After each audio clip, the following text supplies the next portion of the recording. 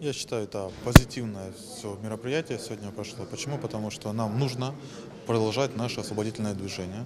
Нам нужна непосредственно почва, на базе которого мы будем это делать. И сейчас есть понимание, как это будет строиться. То есть нам нужно построить непосредственно вот этот скелет, на чем это все будет наращиваться. То есть у нас есть сейчас уже пример, то есть у нас есть опыт.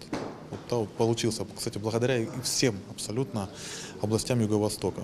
Каждый оказал свою помощь. Каждый человек, даже который там делал репост какой-то новости, да, он поддерживал, и то есть этого становилось много, это действительно воодушевлялись многие-многие. Поэтому то, что произошло, это общая заслуга всего Юго-Востока.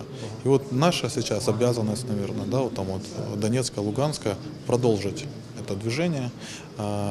И нужно выстроить костяк. А дальше уже будет все правильно по пунктам, то, что как это происходило у нас. То есть регион за регионом, вот, вплоть до того, пока не будут объединены все желающие, все, кто смогут провести референдум, и те регионы, там, где действительно референдум поддержит, скажем, такое вот решение, которое приняли, допустим, у нас.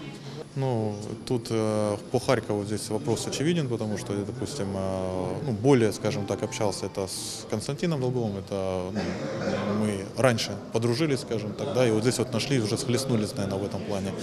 И я реально понимаю, то есть это мы видели, то есть ребята, которые, включая, конечно же, и Оплот, да, которые вот объединились там, да, то есть реально было понятно, что да, силы не равны, да, то есть что вот просто даже физически, как бы это, потому что Харьков территориально, возможно, ближе, да, к Киеву, то есть плюс тот съезд, который был, да, то есть он сконцентрировал внимание как раз вот на Харькове.